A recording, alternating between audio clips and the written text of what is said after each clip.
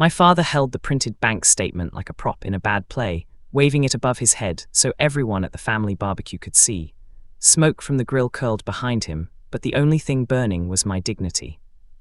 Let's wait here before we continue. Please do not forget to like, share, subscribe, and also drop your comment below. Let's continue. Look at this, he said, laughing loud enough for the neighbors to hear. This is Sheldrake's checking account, the big entrepreneur, $218. You hear that, 218. A few cousins snickered. My uncle pretended to cough to hide a smile. My mother looked away. I felt something inside me go very still. You'll never make real money, my father announced. Not with whatever nonsense you call a career, but hey, maybe you can flip burgers for your last chance at success. He grinned, a cruel, satisfied grin. And I knew two things with absolute clarity. One, everyone here had just seen my father humiliate me publicly. Two, I'd never let him speak to me this way again. My throat was tight, my hands shook beneath the picnic table. I forced myself to breathe. I didn't say a word. Not because I had nothing to say, but because I knew whatever I said in that moment would be for him. And I wanted my revenge to be for me. I stood, nodded once, and walked out of the yard.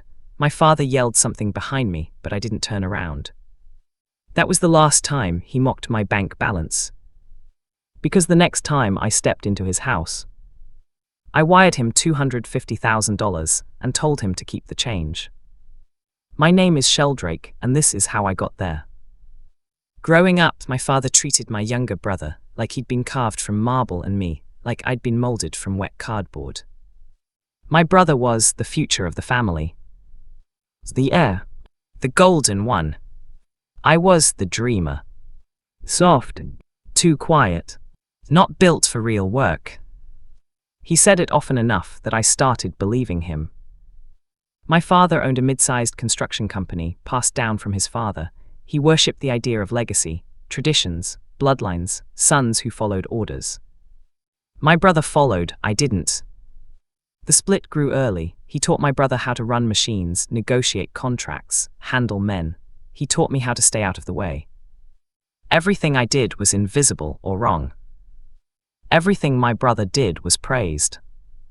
And every holiday, my father used the dinner table as a dissecting board for my failures.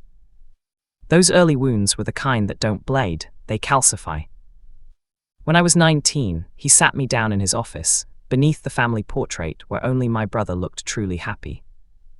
You're joining the business after college, he said. That's final. I shook my head. I want to work in analytics, data, logistics, modeling. He stared like I'd spoken in tongues. That's not real work, he said flatly. That's computer nonsense, no money in it. I held my ground. He leaned back, folded his arms, and said the sentence that stuck with me for over a decade. You'll never make real money doing something that isn't real. And he dismissed me, literally waved me out of the room like a stray dog. That was the first time I felt the spark of rebellion. Not anger. Not defiance. Just a quiet decision. I would build something he'd never understand. My first office was a windowless basement in a rented house with a leaking water heater and carpet that smelled like damp socks. I didn't have clients. I didn't have investors. I didn't have direction. I just had data. And a belief that the logistics industry, especially risk-heavy delivery operations, needed predictive analytics to avoid catastrophe. Everyone thought I was wasting my 20s. My father said it every Thanksgiving. My mother avoided picking sides. My brother laughed openly. But I kept coding, kept refining, kept learning to understand patterns other people couldn't see. I didn't chase fast money. I chased a future only I could imagine.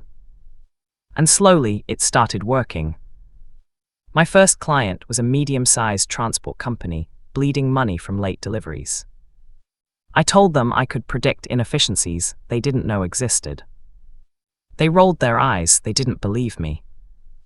Until I saved them $180,000 in the first quarter. They renewed for a year. Then referred me to another company. And another. Word spread quietly. My phone started ringing. My basement started filling with servers. But I didn't tell my family. I didn't want applause. I wanted distance. Especially from him. My father found out anyway. He cornered me at a winter gathering, bourbon already softening the edges of his voice. "Heard you're trying to sell computer tricks to real businesses," he said. "I'm providing analytics," I corrected. He smirked, "Same thing." The next week, he sabotaged me. A potential investor I'd spoken with suddenly backed out. I learned later my father had called him, telling him I was unreliable, unstable, and prone to pipe dream projects. He told him not to waste time on me. That's when I realized this wasn't just a lack of faith. He wanted me to fail. The night I learned what he'd done, I sat in my basement office with the single bulb flickering, the whole room stinking faintly of mildew. I didn't break anything. I didn't scream.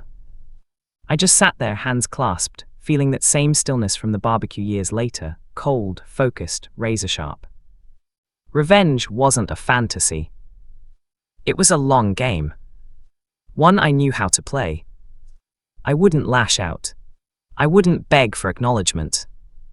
I wouldn't prove him wrong. I would simply succeed quietly. And let time do the speaking.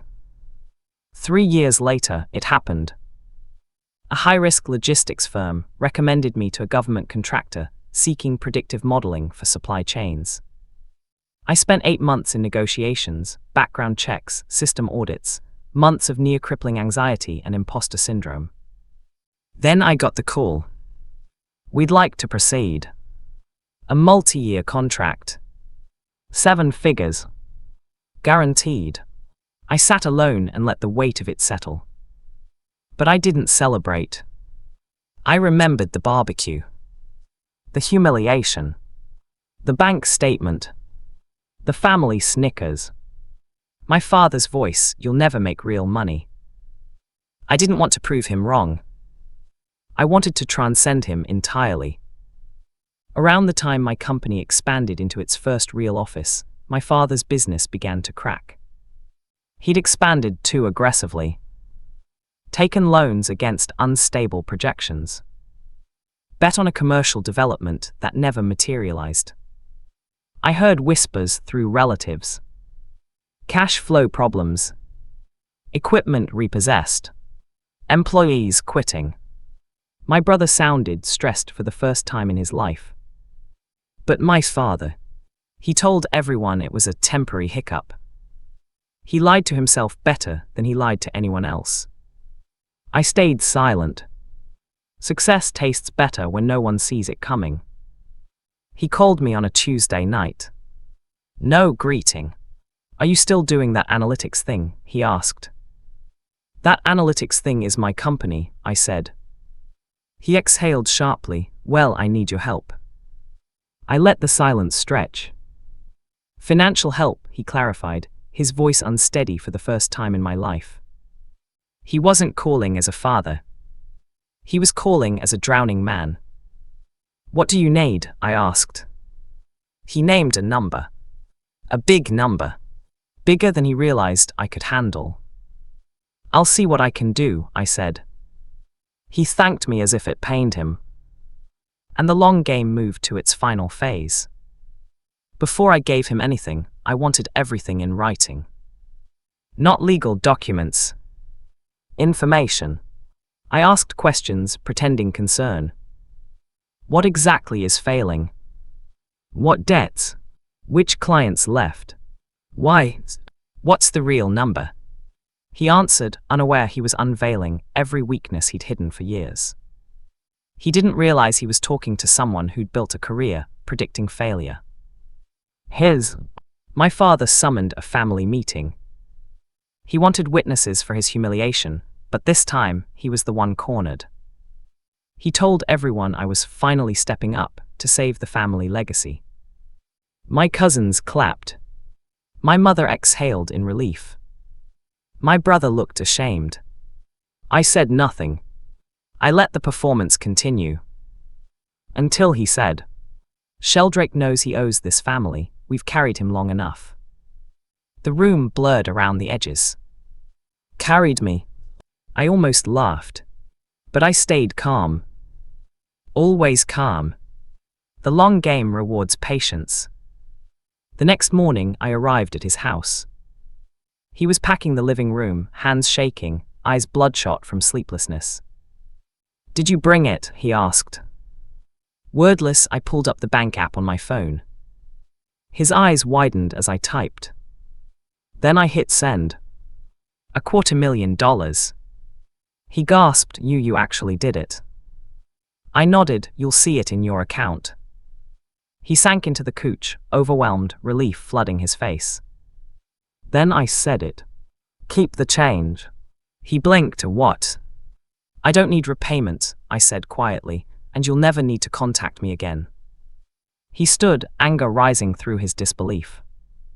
"You can't walk away from this family," he snapped. "You walked away from me years ago," I said. "You just didn't notice." His face twisted, confusion, then indignation, then something closer to fear. "You think you're better than me," he spat. "No," I said, "I think I'm free of you." He looked like he'd been slapped. My mother whispered my name, but I didn't look at her. This wasn't about her. This was between the man who raised me and the man I became despite him. The money bought him time, not salvation. His contractors had already found new partners. His debts were deeper than he admitted. His reputation as a manager was shot. The $250K delayed the collapse by months, but collapse was inevitable. When the business finally went under, relatives murmured condolences behind his back. He became the subject of whispers instead of respect. He couldn't blame me. He knew it. That was the real punishment. My brother called me late one night. "I know you don't owe us anything," he said quietly, "but I'm sorry for everything. I should have stood up for you." It wasn't an apology I expected, and I didn't give him absolution. But I didn't hang up. Sometimes people grow. Sometimes they don't. But his path wasn't mine to fix. A few months later, an investor offered to buy my company outright. A life-changing amount. More than even my father had ever dreamed of. For a brief moment, the old insecurity, the one born from years of dismissal, whispered, "Sell, prove yourself." But revenge had already been served. Now I needed a different victory. So I refused. Not everything needs to be cashed out to mean something. He tried to reach me. Through relatives. Through email. Through messages he asked other people to pass along. Not to apologize. To reclaim relevance. To save face. To rewrite history. I didn't respond. I didn't rage. I didn't gloat. I simply lived my life with the peace he always said I'd never earn. My company expanded quietly. New government contracts. A risk mitigation AI model we patented. Partnerships with global logistics firms. No viral success story. No flashy mansion. No social media parade. Just work. Just purpose. Just growth that came from resilience, not revenge. And that was enough. I wrote him a letter once. Just to get the words out. It said, "You taught me nothing about money, but everything about value. You taught me nothing about love, but everything about survival. You taught me nothing about leadership, but everything about what I refused to become." I never mailed it. The point wasn't to hurt him. The point was knowing I didn't need to anymore. I saw him once from a distance, at a hardware store.